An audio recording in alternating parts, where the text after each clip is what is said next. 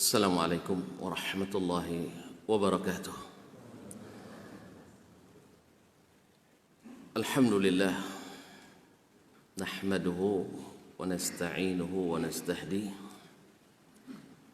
wa nastaghfiruhu wa natubu ilaih wa na'udzu billahi min syururi anfusina wa sayyiati a'malina. من يهده الله فلا مضل له ومن يضلل فلا هادي له أشهد أن لا إله إلا الله وحده لا شريك له وأشهد أن محمدا عبده ورسوله لا نبي بعده يا أيها الذين آمنوا اتقوا الله حق تقاته ولا تموتن إلا وأنتم مسلمون يا أيها الناس اتقوا ربكم الذي خلقكم من نفس واحدة وخلق منها زوجها وبث منهما رجالا كثيرا ونساء واتقوا الله الذي تساءلون به والأرحام إن الله كان عليكم رقيبا يا أيها الذين آمنوا اتقوا الله وقولوا قولا سديدا يصلح لكم أعمالكم ويغفر لكم ذنوبكم ومن يطع الله ورسوله فقد فاز فوزا عظيما أما بعد فإن أصدق الحديث كتاب الله وخير الحدي حدي محمد صلى الله عليه وسلم وشر الأمور محدثاتها وكل محدثة بدعة وكل بدعة ضلالة. معاشر المسلمين معاشر المسلمات المستمعين والمستمعات والمشاهدين والمشاهدات, para jemaah sekalian yang hadir di Masjid Zaid bin Thabit rahimanillah wa iyyakum. Alhamdulillah, Allah Subhanahu wa taala masih mengizinkan kita untuk menikmati majelis ini bersama-sama walaupun dalam suasana dan kondisi yang masih mengkhawatirkan seiring dengan meningkatnya kasus, tetapi Allah Subhanahu wa taala melindungi kita dan menyuruh kita untuk mengambil sebab-sebab selamat. Maka kita patuhi aturan yang telah diaturkan dan tidak perlu banyak diperdebatkan, karena taat itu menyenangkan, menenteramkan. Mudah-mudahan Allah SWT dengan demikian menjadikan kita yang lulus ujian dan diselamatkan hendaknya dari segala hal yang berbahaya. Amin ya rabbal alamin. Bersyukur kita pada subuh ini masih bisa berada di majelis ini yang mudah-mudahan majelis yang diberikan rahmat, majelis yang membawa ketenangan dan keimanan, serta dikelilingi para malaikat, dan di penghujungnya kita mendapatkan ampunan dari Allah Subhanahu wa taala. Selawat dan salam kepada baginda Rasulullah sallallahu alaihi wasallam. Yang kita mengaji ini tujuannya tidak lain dan tidak bukan kecuali semakin mendekatkan kita kepada Allah dan mengikat kita dengan sunnah Rasulullah sallallahu alaihi wasallam. Semoga segenap perintahnya dapat kita lakukan sesuai dengan kesanggupan, karena begitulah dititahkan oleh baginda Rasulullah sallallahu alaihi wasallam, ma amartukum bihi fa'tu minhu mastata'tum. Yang aku perintahkan maka lakukanlah sesuai kesanggupan. wa ma nahaitukum anhu fajtanibu.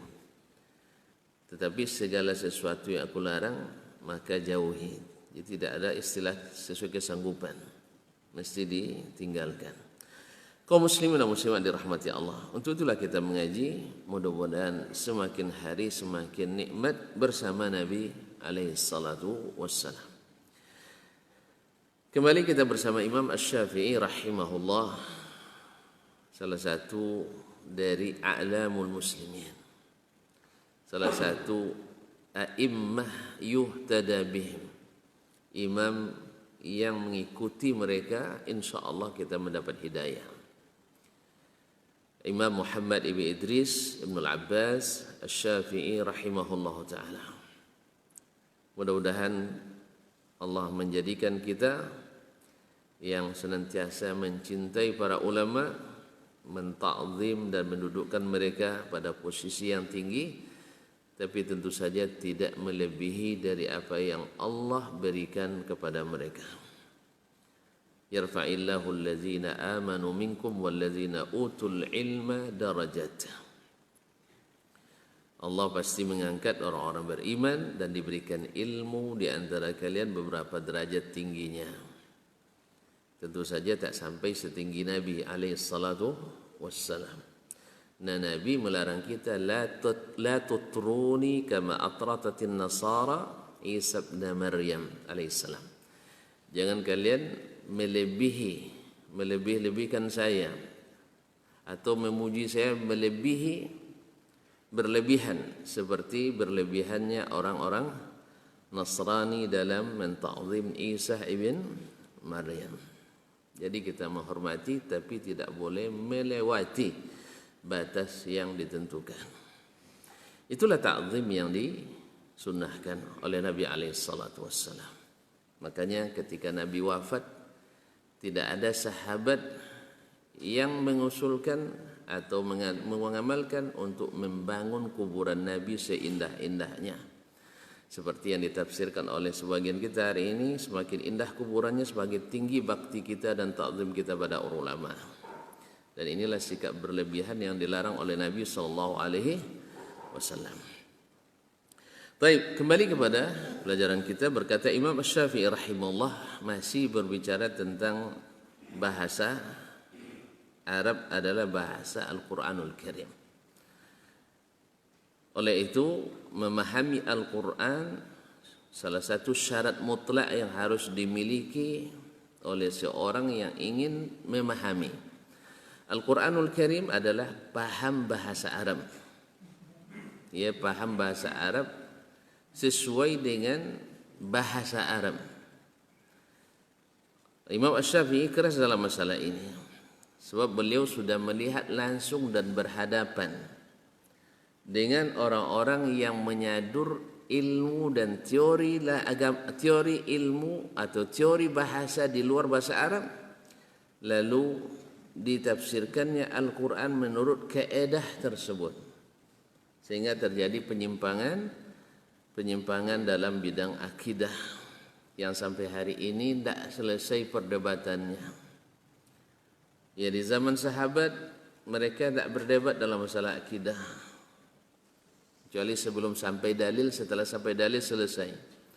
Kita semakin banyak dalil semakin gencar perdebatannya. Sebab apa?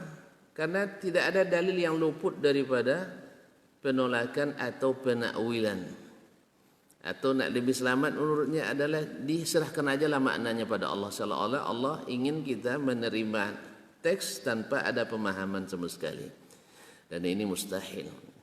Tidak ada bahasa dalam bahasa Arab kecuali kalamun mufid, mesti berfaedah, memberikan pemahaman. Kecuali beberapa yang Allah kehendaki, yang hanya Allah tahu apa yang dimaksud dengannya.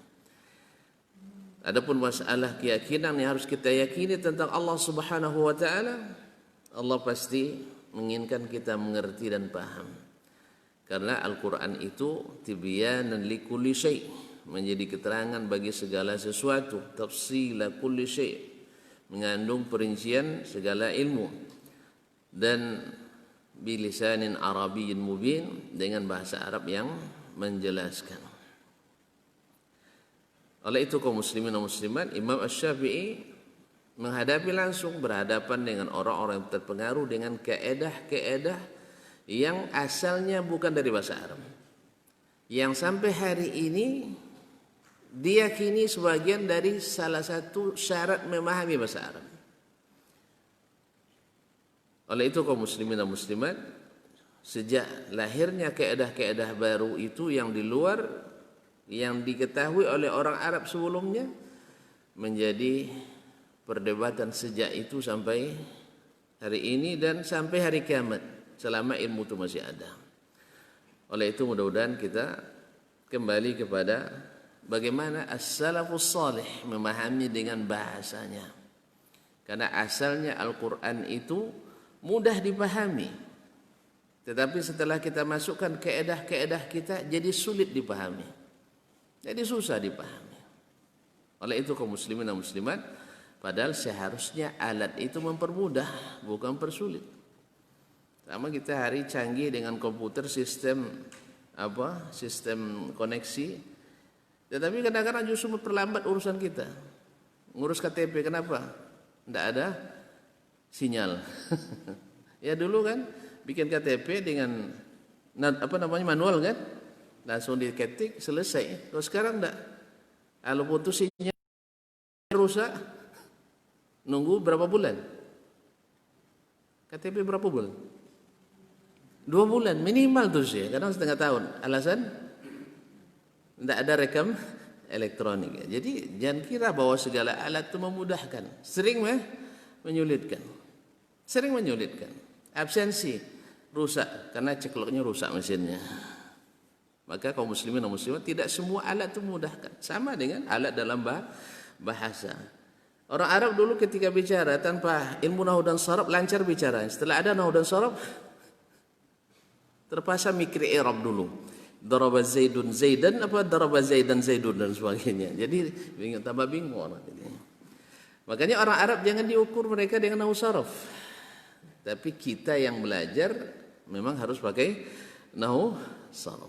Oleh itu kaum muslimin dan muslimat yang dirahmati Allah, berkata Imam Syafi'i rahimahullah, wal ilmu bihi indal arabi kal ilmi bis sunnati inda ahli al fiqh, yaitu ilmu tentang bahasa Arab itu di kalangan orang Arab seperti ilmu tentang sunnah di kalangan fuqaha. Di kalangan fuqaha. Ya. Sebelumnya Imam Syafi'i mengatakan tidak satu pun saya ketahui seorang Arab menguasai seluruh bahasa Arab. Nah, ilmu itu seperti ini, seperti seorang faqih tidak diketahui oleh Imam Asy-Syafi'i menguasai seluruh sunnah. Kalau tidak kita absennya. Kita suruh berbaris ulama yang ada hari ini, ya, kita tes seluruh sunnah. Ada yang menguasai seluruhnya? Tidak ada. Tidak ada. Ini kata Imam Asy-Syafi'i rahimahullah. Beliau dihidup di zaman termasuk Al-Qurun Al-Mufaddalah, atau di penghujungnya, generasi ketiga atau keempat. Kaum muslimin dan muslimat dirahmati Allah SWT. La na'lamu rajulan, ini yang beliau katakan, la na'lamu rajulan jama'as sunana, yang mengumpulkan, yang menghimpun seluruh sunnah, falam yazhab minha alaihi syai'un, sehingga tak satu pun yang luput daripadanya. Tak ada yang menguasai semua, apalagi sama kita ini. Orang dulu ribu-ribu hadis, kita hafal seper-seribu dari 1000 hadis, sudah banyak tuh, seper-1000. Nah, fa idza jumi'a ilmu ammati ahli ilmi biha ata 'ala sunan. Tetapi bila dikumpulkan ilmu seluruh ulama tentang sunnah, maka lengkaplah sunnah itu. Jadi yang menguasai sunnah itu hanya Nabi secara 100%. Yang menguasai seluruh bahasa Arab itu sempurna hanya Nabi. Begitulah Imam Asy-Syafi'i menganalogikan.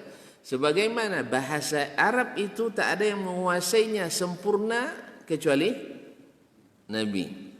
Demikian pula sunnah itu tidak ada yang 100% menguasainya kecuali Nabi sallallahu alaihi wasallam. Oleh itu Imam Syafi'i ingin isyaratkan apa yang telah beliau sebutkan sebelumnya. Tidak boleh taklid kepada siapapun ulama. Bukan taklid pada pemimpin, taklid kepada siapapun ulama.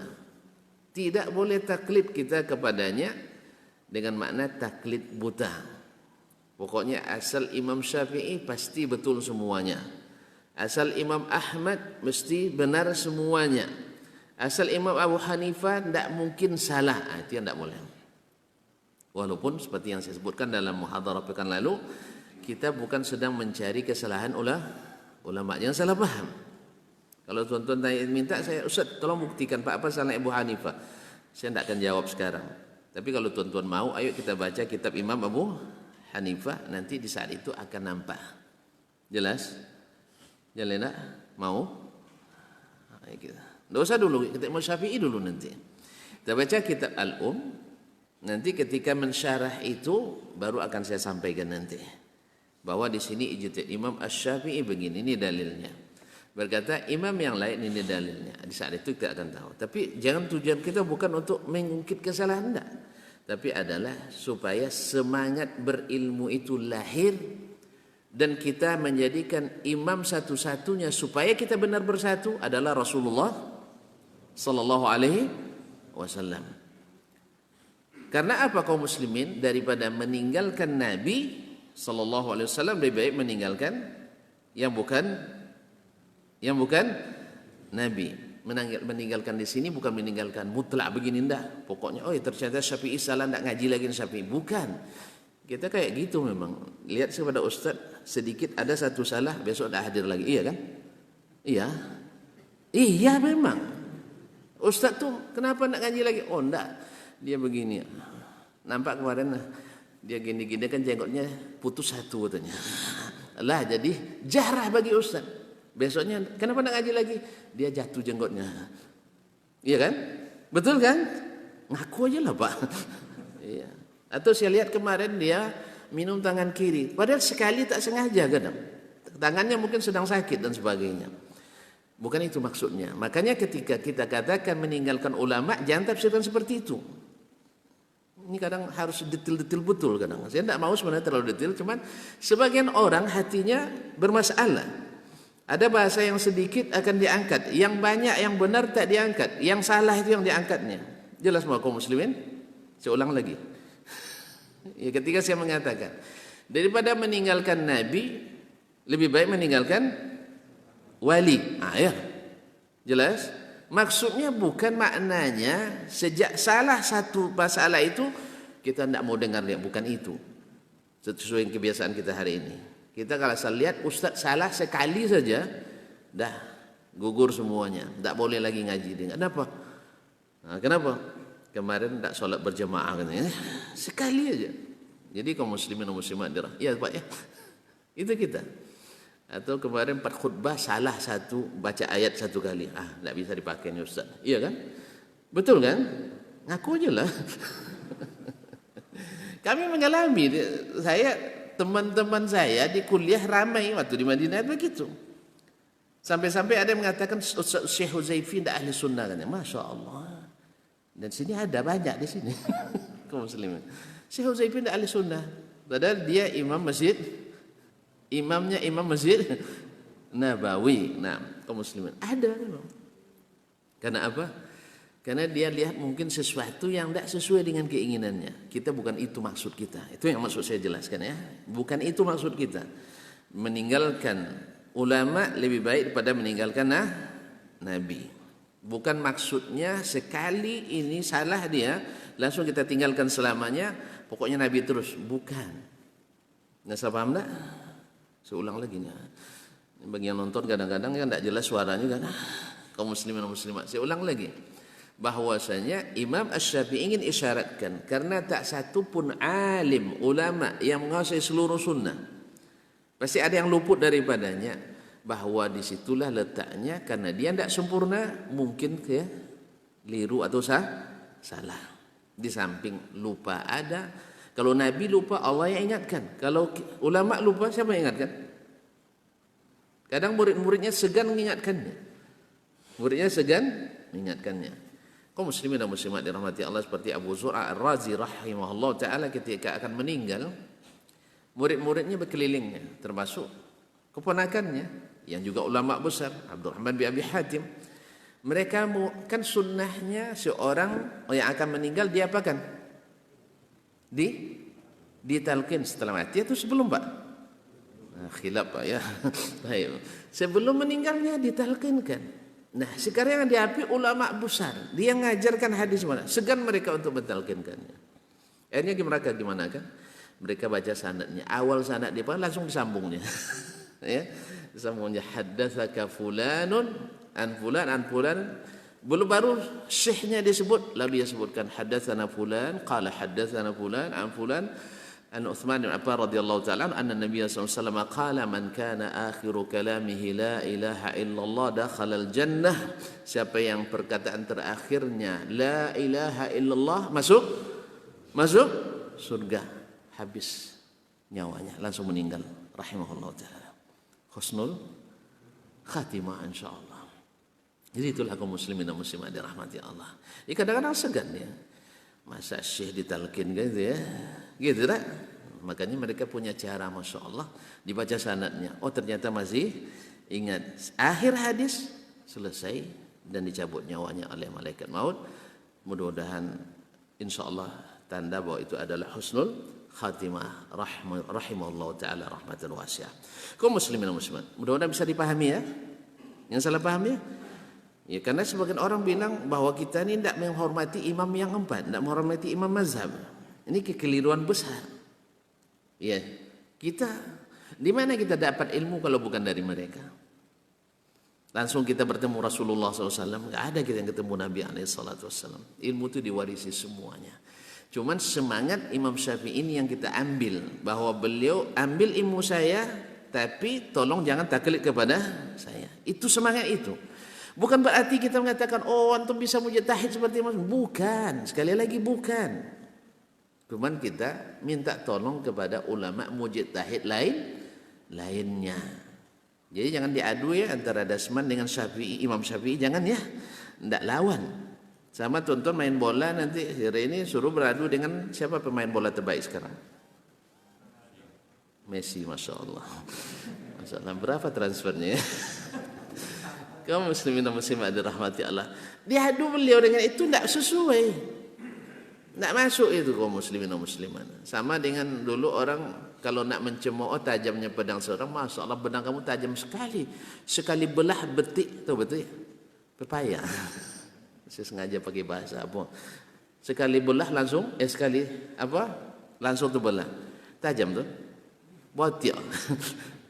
Pepaya matang. Dia nak mengukur tajamnya pedang dengan pepaya. Bagus? Enggak. Jelas? Jadi jangan adu antara Imam Asy-Syafi'i dengan Dr. Dasman. Itu tidak sesuai. Bukan itu maksudnya. Kita mengambil dari ulama yang sekelasnya. Kan itu kan? Coba lihat buku-buku fikih kita. Berkata Abu Hanifah. Ya kan? Ini adalah mubah. Berkata Imam Malik, ini hukumnya wajib misalnya. Berkata Imam Asy-Syafi'i dan Ahmad, hukumnya sunat. Kan gitu orang tuh. Lalu disebutkan istadalla Abu Hanifah. Abu Hanifah berdalil. Lalu sebutkan dalilnya. Wastadalla Syafi'i. Imam Syafi'i berdalil, sebutkan dalilnya. Sah? Kemudian Ahmad dan Malik dan Ahmad berdalil, sebutkan dalilnya. Lalu datang ulama, berkata Imam An-Nawawi, was-sahih, yang benar adalah mazhabnya Imam Malik, walaupun dia Syafi'i. Kadang-kadang Imam Nawawi mengatakan min haitsun nazar, kalau menurut logikanya pendapat Syafi'i lebih kuat katanya. Lakin min haitsul istidlal, dari sisi dalil perkataan Malik lebih kuat. Boleh aja kan? Nah, apakah tuan-tuan berani mengatakan Imam Nawawi tidak menghormati Syafi'i? Ya enggaklah. Ini yang harus dibangun, kedewasaan ilmu seperti ini. Jelas? Sekarang jelas sekali. Tidak jelas, tidak selesai gaji kita. Nah, jelas sekali kedewasaan ilmu yang harus ini. Jadi kita tidak baperan dalam berilmu. Ketika kita lemahkan sebuah hadis, dalilnya Imam Syafi'i lemah, kamu siapa? Imam Syafi'i enggak tahu hadis. Bukan. Kita tahu dari siapa? Dari Imam Ahmad. Kita tahu dari Imam Abu Zur'ah, dari Abu Hatim. Orang-orang yang sekelas. Bahkan mungkin dari sisi hadis lebih tinggi kelasnya dari Imam Syafi'i rahimahullah ta'ala. Bukan saya, jangan salah paham. Saya tak mungkin saya meneliti lagi dari hadis dari awal. Tidak. Hanya menukil, walaupun kadang kita tidak sebutkan siapa yang mengatakannya, karena kita bukan hafiz seperti mereka. Dulu Abu Zur'ah hafal, dia berkata sebulan. Imam Nawawi dulu hafal, dia berkata imam ini imam itu. Kita kan tidak kan? Daripada salah sebut nanti perkataan Abu Hanifah dijadikan perkataan Imam Malik, perkataan Malik jadikan perkataan Syafi'i. Saya pernah ujian seperti itu. Teman-teman saya tidak menyebutkan nama orang yang mengatakannya, tinggi nilainya. Awak kan ada sebutkan salah pasang. Perkataan itu benar semuanya, cuma salah. Sebagian salah pasang. Misalnya seorang rawi berkata Imam Ahmad thiqah. Berkata Yahya bin Ma'in laisa bihi ba'sun. Ahmad kata Ibn Ma'in kepada Ahmad. Salah enggak?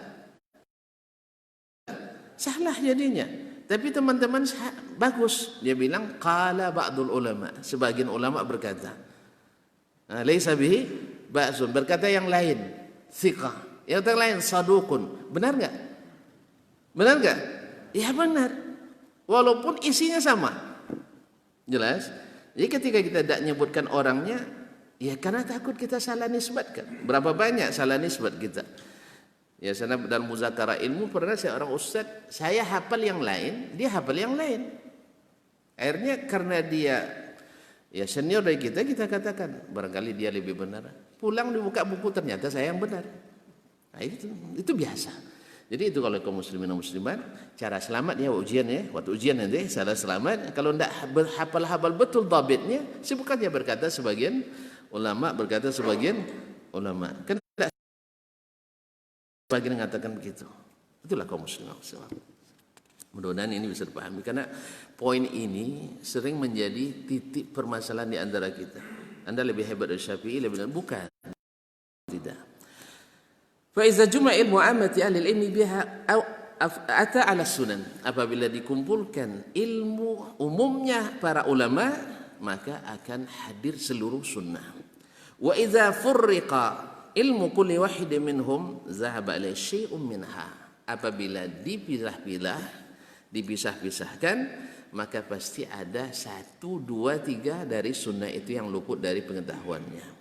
Dan ini jelas. Nanti Syekh Ahmad Syakir akan tunjukkan kepada kita.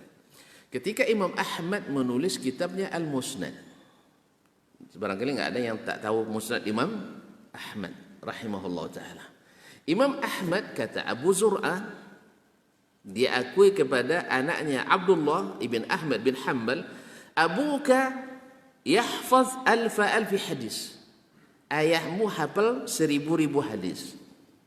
Berapa tu Pak? 1000 hadis. 1.000.000 hadis. Tuan-tuan kalau nak tahu susah menghafal hadis, masuklah jurusan hadis. Ya, saya sudah coba. Ketika saya usulkan anak jurusan hadis hafal 1 semester 100 hadis. Wih, luar biasa payahnya katanya. Payah rupanya. Lalu kami dulu 150 minimal dalam 1 semester. Tidak payah. Akhirnya minta 40 hadis. 40 pun tidak ada yang mencapai kecuali 2-3 orang. Dari 40 orang kadang yang hafal 40 hanya 5 orang. Selebihnya kebanyakan 20. Dan tidak sedikit yang hanya 10.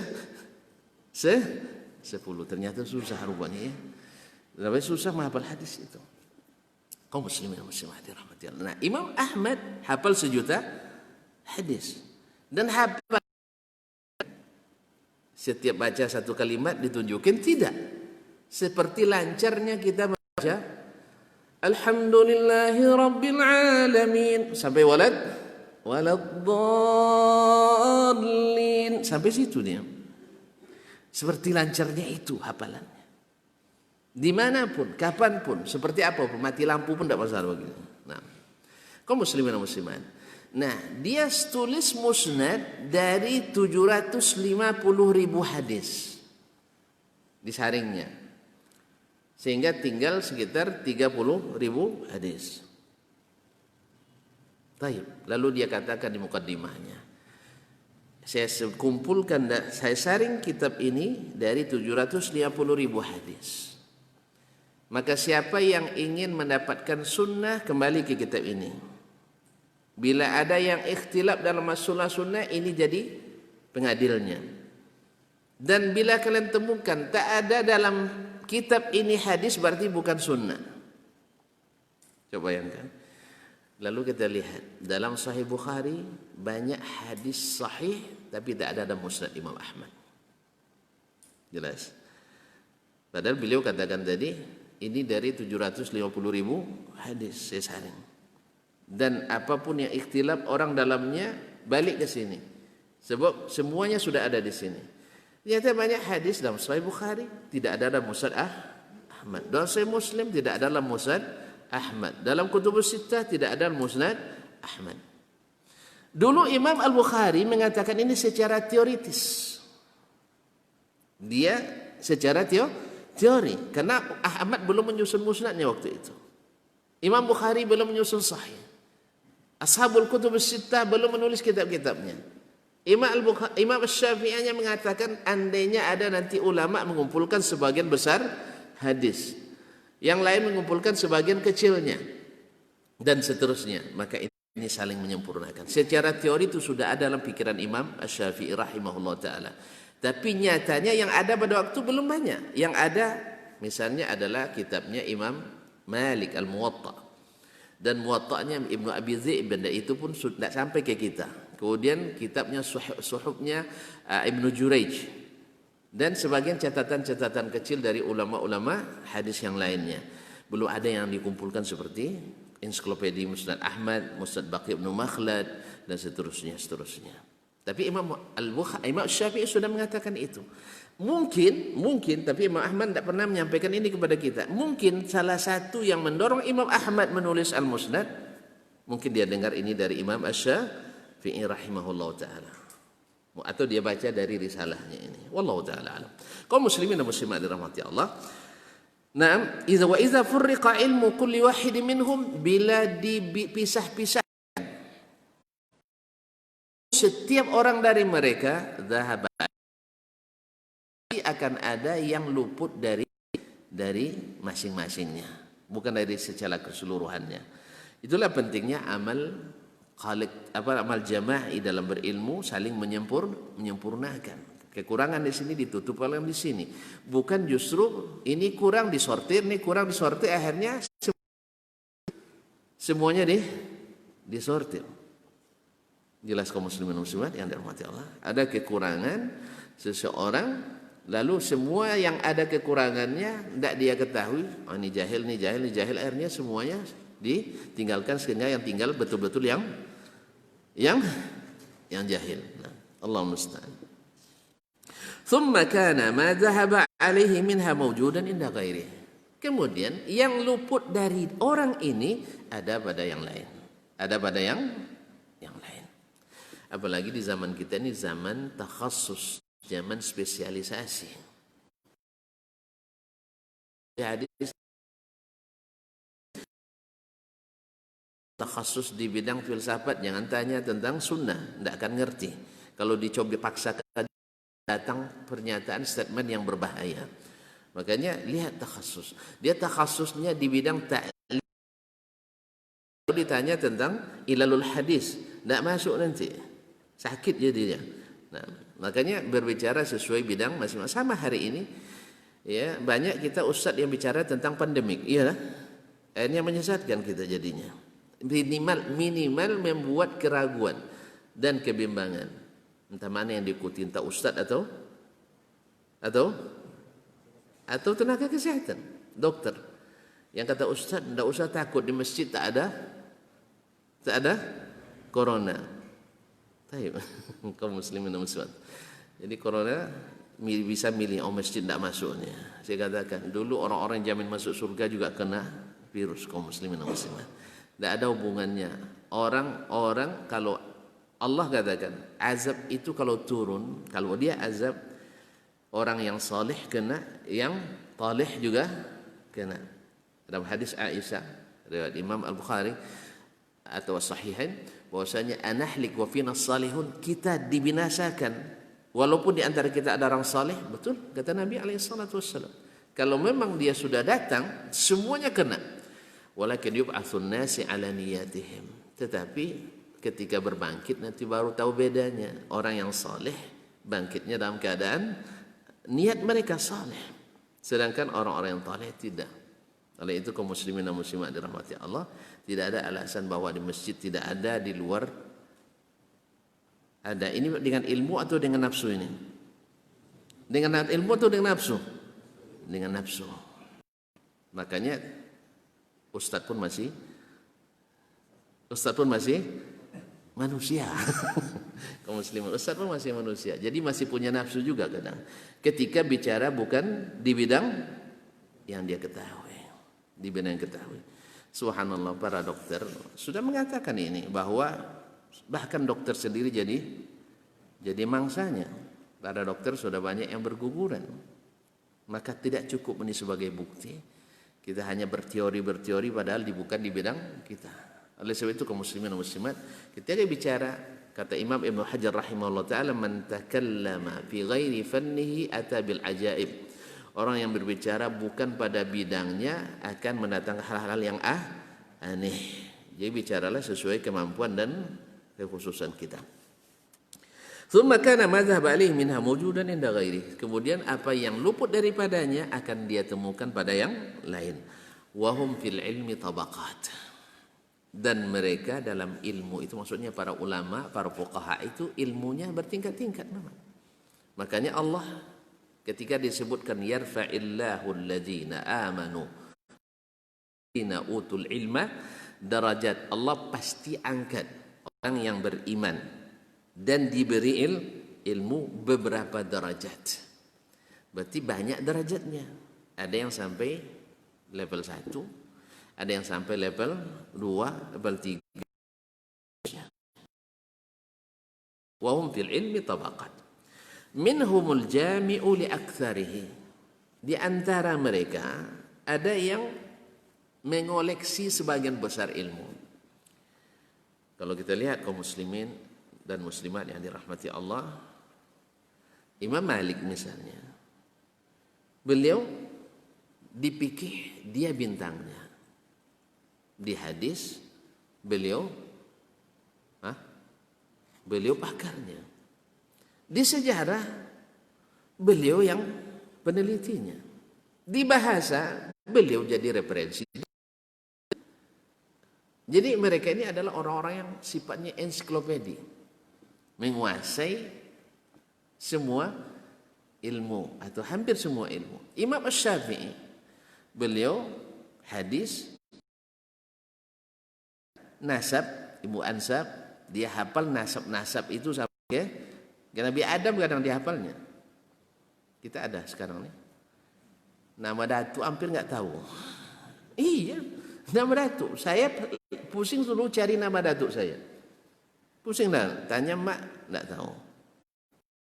Tahu hanya ayah dia, ayah saya nggak tahu dia. Tanya siapa? Nenek memang sudah meninggal. Meninggal. Tanya bibi nggak ada yang tahu. Tanya etik nak mak cik nggak tahu. Tetangga apa lagi? Akhirnya dapat sama mak ngah, saya dapat namanya. Ternyata namanya bagus, Mak Ali. Ya, kalau Mak Ali itu gelar tinggi di Arab itu, orang setingkat menteri disebut Ma'ali al-Wazir, yang terhormat menteri. Ya. Nah, jadi pangkatnya tinggi-tinggi. Alhamdulillah. Akhirnya siap pasang. Satu-satunya keluarga anak beliau yang pasang itu hanya saya, yang lain-lain tidak tahu dia. Beda orang hadis dengan yang bukan. Nah, itu bedanya. Mereka cukup paling, misalnya Zakaria Yahya, Nuryadi Yahya, Syahrudin Yahya, Muhammad Nur Murad Yahya, tidak sampai ke Ali, hanya Dasman. Nah, itu bedanya. Jazakumullah khairan. Kaum muslimin dan muslimat dirahmati Allah, saya tanya lagi, datuk dari ayah tidak ada yang tahu lagi. Jadi berat rupanya ilmu nasab ni. Nah, beliau ni ahli semuanya. Di bahasa, kata Ibnu Hisham An-Nahwi, dia menjadi dalil bahasa itu sendiri. Bahwa Asy-Syafi'i itu perkataannya hujjah. Karena tidak pernah salah dalam berbahasa. Kita hari ini, tidak ada yang murni sekarang. Orang antum orang mana? Ocu ya? Orang Ocu.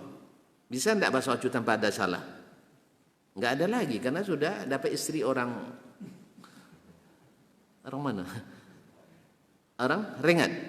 Nah, orang Rengat pasti bahasa Ocunya bercampur sama Rengat. Itu orang mana? Sudah nikah dengan orang Ocu juga? Orang Minang? Oh, masih bujang? Oh, kasihan. Kaum muslimin. Kalau sekarang mungkin bahasa Jawanya masih oke, tapi besok udah nikah udah berubah lagi. Jadi kita ini tidak ada yang sempurna bahasanya. Masuk orang Minang yang terkenal pakai bahasanya istiqamah, tapi sampai di pekan berubah juga dikit. Iya tak? Sama. Jawa. Tapi Imam Syafi'i tidak berubah bahasanya. Tidak berubah. Dia lahir di Gaza, jalur Gaza. Kemudian pindah ke Makkah. Karena hari itu bahasa Arab masih terjaga dengan baik. Sekarang kita bahasa Indonesia aja, guru bahasa Indonesia ini bahasa Indonesia. Sebab apa? Karena sudah diserang habis-habisan oleh bahasa asing. Ya tak? Pasti teorinya pakai bahasa asing, sehingga bahasa Indonesia raya yang kaya raya ini hilang dengan sendirinya. Kalau tak pakai bahasa istilah asing, tak paham bahasa Indonesia. Ini adalah kelemahan kita. Ya, para ahli, para pakar, para profesor lebih senang menggunakan istilah asing daripada istilah bahasa Indonesia. Padahal ketahuilah, sebagaimana syariat ini terjaga dengan menjaga bahasa Arab yang asli, demikian juga dengan nilai-nilai bahasa ini terjaga dengan bahasa aslinya bahasa Indonesia. Ini mudah-mudahan jadi pemikiran kita secara serius. Seringlah menggunakan istilah, khususnya kepada para dosen saya harapkan. Ya, jangan digiring mahasiswa untuk berbahasa asing lebih banyak daripada bahasa Indonesia. Ini kadang-kadang bikin judul skripsi harus ada istilah asing dalam. Kalau tidak ilmiah. Kalau bikin tulisan makalah harus ada istilah asing, kalau tidak ilmiah. Kalau saya punya kebijakan, saya katakan wajib hukumnya pakai bahasa Indonesia seluruh tulisan. Cuma masalahnya. Sebab apa? Negara-negara maju dunia pakai bahasa asli. Negara-negara maju di dunia semuanya pakai bahasa aslinya masing-masing. Silakan. Mati Allah. Di sinilah Imam Syafi'i ini kotor supaya syariat ini terjaga dengan baik, supaya kita menjaga bahasa Arab ini dengan baik. Baik, kaum muslimin dan muslimat dirahmati Allah. Habis waktu, masih banyak. Ya, masih banyak waktu. Yang bagian kita tinggal dikit. Baik, kaum muslimin. Wa hum fil ilmi tabaqat, mereka bertingkat-tingkat. Fa minhumul jami'u li aktsari, ada yang mengumpulkan lebih banyak. Wa in zahaba alaihi ba'du, sekalipun ada yang luput sedikit daripada atau sebagiannya. Wa minhumul jami'u li aqalla mimma jama'a ghairuh, ada pula yang mengumpulkan ilmu lebih sedikit dari yang dikumpulkan yang lain. Kita tahu kaum muslimin, kalau kita bandingkan misalnya Imam Ahmad dengan Imam Asy-Syafi'i, pasti Ahmad lebih menguasai hadis. Ya, dari sisi riwayatnya. Tapi kalau di sisi fikihnya Asy-Syafi'i Ahmad atas mereka berdua. Imam Ahmad mengakui, kalau saya luput dari fikihnya Syafi'i ini banyak yang lewat, tidak paham. Tapi Imam Syafi'i mengakui, kalau kalian lebih tahu tentang hadis dari saya. Nah gitu. Kan mantap kalau seperti ini ya. Karena apa? Mereka dulu memang kaum muslimin dan muslimat manhajnya sama, yaitu mencari kebenaran, bukan mencari ketenaran dan pembenaran. Beda takhasus mengakui. Masih satu spesialisasi, tidak bisa saling mengakui. Kenapa? Karena yang kita bawa berbeda-beda. Karena tidak lagi menjadikan Rasulullah sebagai satu-satunya imam kita. Tidak menjadikan Nabi sebagai satu-satunya imam kita. Kalau ada dari Rasulullah SAW, harus kita sesuaikan dengan apa yang sudah kita yakini dan putuskan. Karena metode kita, cari dulu pendapatnya, putuskan dulu amalannya, baru cari dalilnya. Mereka dulu tidak. Seperti kata Syekh Ibnu Utsaimin rahimahullah ta'ala, orang dulu cari dalilnya dulu, baru putuskan ilmunya. Kalau kita begini, kaum muslim, ibarat bikin kue, dan bahannya sebagian belum, cari dulu. Sehingga pas mencari itu yang ini hangus. Jelas? Akhirnya ditempel-tempel aja lagi. Enak kuenya. Enak? Enggak, kalau orang dulu enggak kumpulkan dulu kuenya, bahannya. Semuanya udah lengkap, tinggal baru diukur ininya, takarannya, setelah itu baru diadon, kemudian baru dipanggang. Kalau dulu enggak, panggang aja dulu, yang lain baru cari lagi. Pas kembali sudah hangus. Mau tidak mau harus dipakai enggak? Harus dipakai enggak? Harus dipakai. Rugi. Hanya dipaksakan ditempelkan yang ini. Sehingga dalil yang bukan sebenarnya untuk itu dipaksakan dipakai di situ. Ini mungkin kita bersama-sama sependapatnya? Jarang. Kalaupun berbeda pendapat nanti bisa kita akur? Jarang. Karena apa? Karena tidak satu metodologi, tidak satu manhaj. Nah, Ahmad, Malik, Syafi'i, Abu Hanifah, mereka banyak beda pendapatnya, tapi alhamdulillah tidak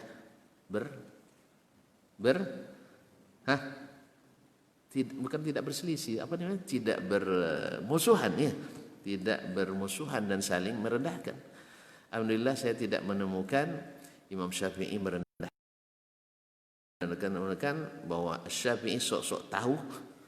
Kata Malik, ya Syafi'i ini sosok tahu, saya ngajar dulu kan nggak ada dia bilang gitu. Iya tak?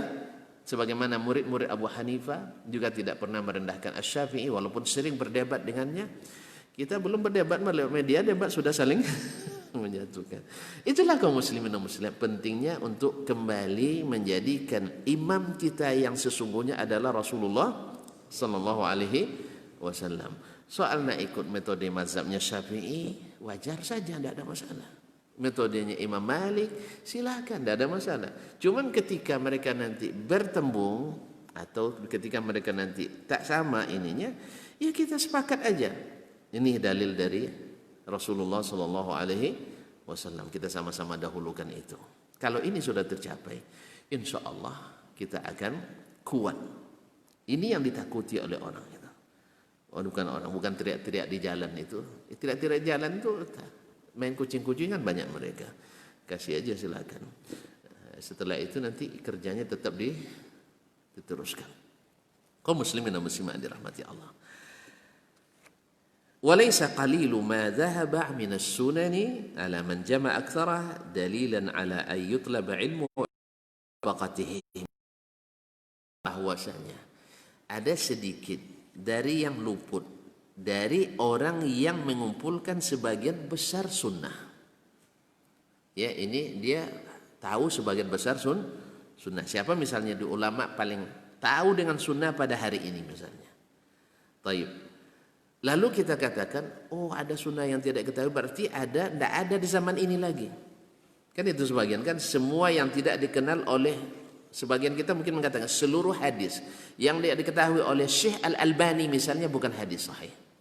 Ada nggak yang meyakini seperti itu? Tidak ada, alhamdulillah. Kalau ada, tolong dicabut keyakinan itu. Ya, kalau tuan-tuan tidak menemukan, saya sudah menemukannya di antara teman-teman saya. Ya, ada yang mengatakan seluruh hadis yang tidak diketahui oleh Al-Albani bukan hadis. Dan ini bukan pertama kali. Dulu orang sudah mengatakan itu. Seluruh hadis yang diketahui oleh Imam Ahmad bukan hadis. Dan sampai hari masih ada seluruh hadis yang tidak diketahui oleh Imam Syafi'i bukan hadis. Ada yang sekarang nggak Imam?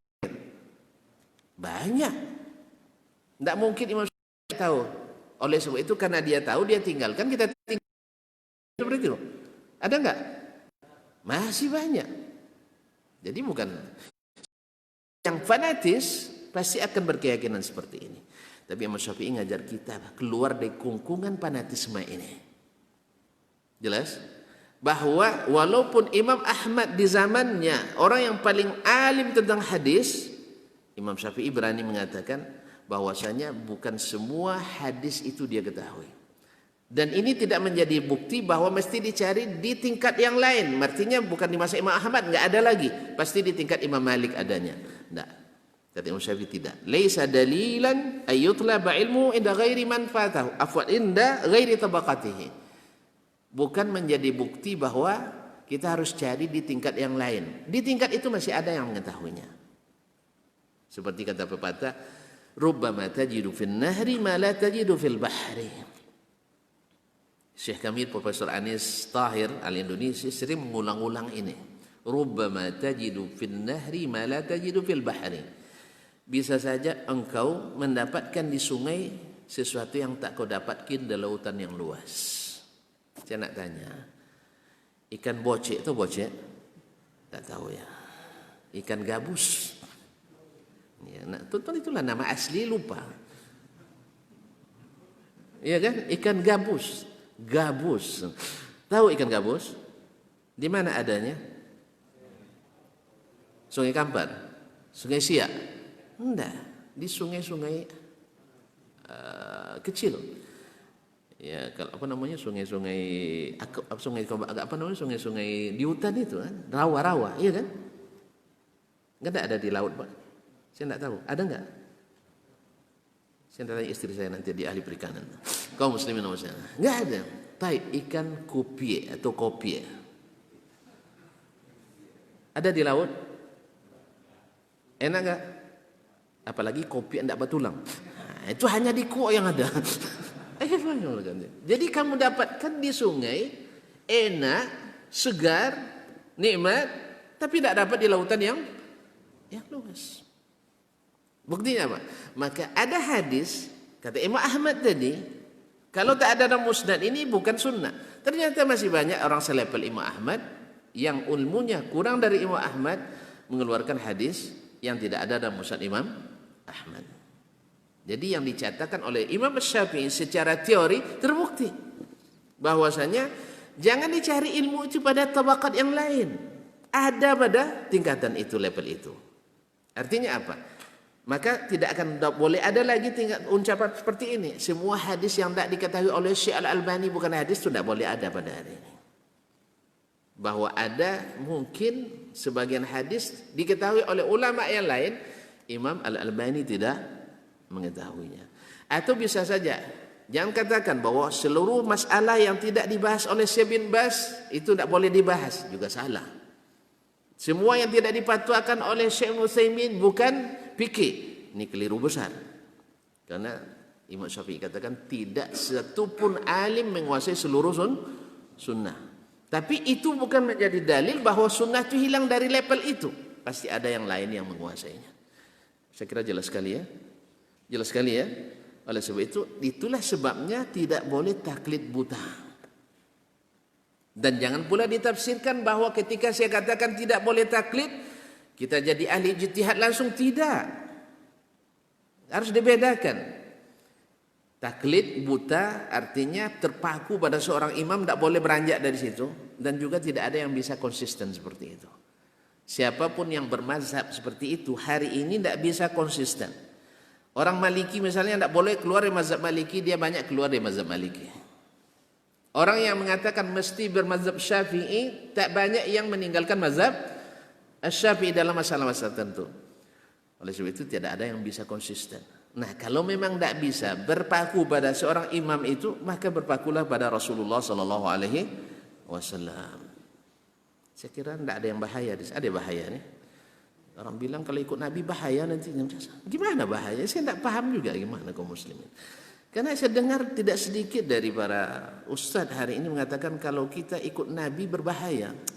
Subhanallah, di mana bahayanya? Kalau kita paham Al-Quran, ya, paham hadis tanpa ikut syekh berbahaya. Dari mana? Kau muslimin, saya tidak paham. Tidak paham. Sebab saya termasuk yang tumbuh dari mazhab. Alhamdulillah kalau di pondok, walaupun ya kita masih mentah waktu itu kan, mazhab kita mazhab Syafi'i. Ketika belajar di Madinah, ya saya juga sering merujuk ke mazhab Syafi'i, sehingga digelar oleh guru fikih saya, ya Syafi'i. Kalau manggil saya bukan Dasman, dipanggilnya ma qauluka ya Syafi'i. Apa yang kau katakan Syafi'i? Ya, untuk beri semangat. Siapa kita berat dipanggil Syafi'i, tapi menisbatkan ke mazhab Syafi'i rahimahullah taala. Karena apa? Karena memang dasar kita di situ. Tapi kita dididik oleh para masyayikh kita untuk tidak pakemnya Syafi'i saja, tidak. Kita jadikan Rasulullah SAW sebagai rem utama kita. Di mana bahayanya? Saya tidak tahu di mana bahaya. Kita ngajak orang sholat seperti Nabi SAW. Bahaya? Di mana bahayanya? Tuan-tuan? Di mana bahaya? Saya ngajak orang untuk berhari raya seperti Nabi SAW berhari raya. Ada bahayanya? Menguburkan jenazah seperti Nabi menguburkan jenazah, ada bahayanya? Enggak. Kalau tuan-tuan misalnya merasa enggak cukup dengan apa yang dilakukan Nabi, nak nambah itu urusan tuan-tuan. Tapi jangan bilang ikut Nabi berbahaya. Ini bahaya nih kaum muslimin yang dirahmati Allah SWT. Di mana bahayanya? Saya tidak mau berzikir kecuali yang ada dari Nabi SAW. Di mana bahayanya? Oh, banyak ulama yang menggunakan zikir, itu urusan mereka. Saya tidak mau ganggu mereka. Kalau mereka yakin dengan itu, silahkan.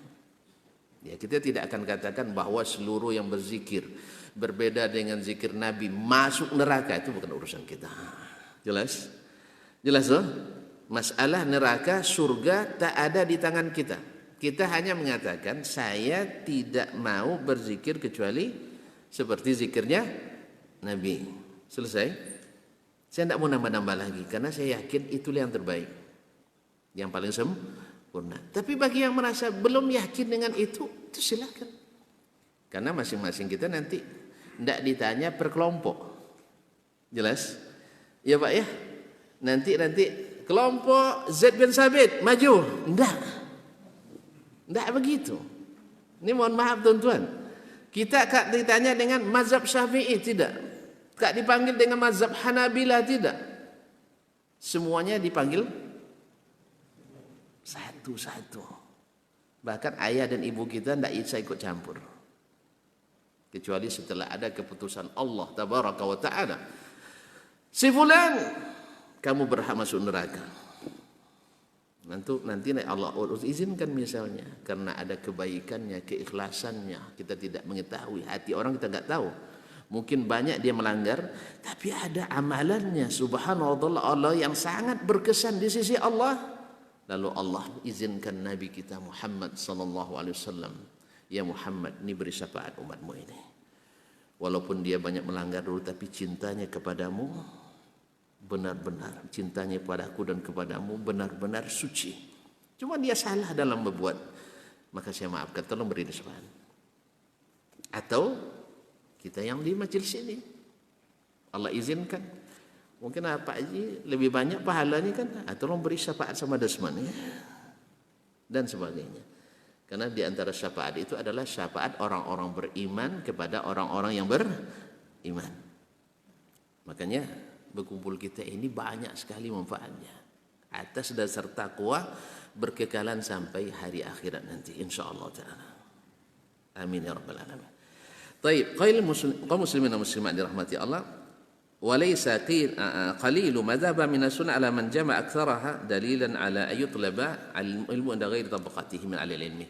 Tidak sesuatu yang tidak dikuasai oleh yang mayoritas ilmu dia kuasai, tapi ada sebagian yang tidak ada padanya, tidak kita katakan semua yang tidak diketahui oleh sepulan bukan hadis, bukan sunnah, bukan fikih, ini keliru.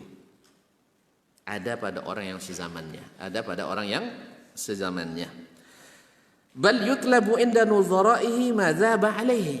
Akan tetapi kata Imam Syafi'i dicari dengan orang-orang yang selevel ilmunya dengannya di masanya.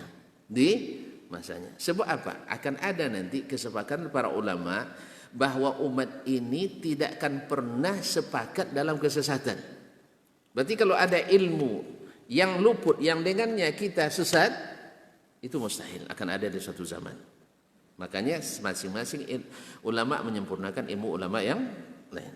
Hatta yu'ta ala jami'i sunani Rasulullah sallallahu alaihi wasallam, dicari dengan yang seangkatannya sampai didatangkan sunnah Rasulullah secara sempurna. Bi abi huwa wa ummi, aku tebus beliau yakni Rasulullah sallallahu alaihi wasallam dengan bapak dan ibuku.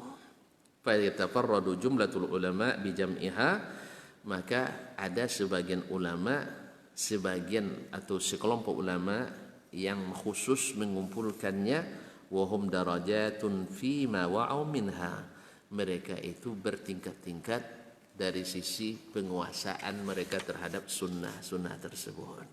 Ini dikatakan oleh Imam Asy-Syafi'i secara teori dulu, dan alhamdulillah tidak lama setelah itu lahir kitab-kitab besar. Musnad Ahmad wafat 241, Sahih Al-Bukhari wafat 256, Sahih Muslim 262, kemudian Imam Abu Dawud 279, Imam At-Tirmizi 275 atau 279 atau balik saya tadi, kemudian Imam An-Nasa'i 313 dan Ibnu Majah, dan kitab-kitab hadis lainnya. Musnad Ishaq bin Rahawai, Musannaf Ibn Abi Syaibah, Musnad Ad-Darimi, Sunan Sa'id bin Mansur, yang dulu Imam Syafi'i menyatakan secara teoritis, dan terbukti bahwa yang dikumpulkan Ahmad yang mengumpulkan sebagian besar, tapi tetap ada pada orang yang seangkatannya yang menyempurnakannya, sehingga tidak satu pun sunnah yang hilang daripada kaum muslimin dan muslimat. Karena waktu yang membatasi, kita cukup sampai di sini. Nanti Imam Syafi'i akan melanjut, wa hakadza lisanul Arab inda khassatiha, demikian pula dengan bahasa Arab menurut orang-orang khusus ya yang menguasainya, wa ammatiha, dan orang-orang umum, la yazabu minhu syai'un 'alaiha, tak satu pun yang luput dari seluruh orang Arab, tapi dari sebagian tidak. Oleh sebab itu tak boleh keluar memahami Al-Quran dan hadis dari bahasa Arab, karena kalau keluar nanti banyak pengertian yang akan bercanggah dengan yang diinginkan Allah dan Rasulnya sallallahu alaihi wasallam. Barangkali sampai di sini dulu. Mudah-mudahan kita masih bisa bertemu pada kesempatan yang akan datang. Dan alhamdulillah majelis kita tidak ada tanya jawabnya karena semua langsung paham. Iya, alhamdulillah semua langsung paham. Ya, sampai di situ dulu. Jazakumullahu khairan wa rahimakumullah wa yatubu alaina wa alaikum jami'an wa subhanakallahumma bihamdik asyhadu an la ilaha illa anta astaghfiruka wa atubu ilaik. Wassalamu alaikum warahmatullahi wabarakatuh.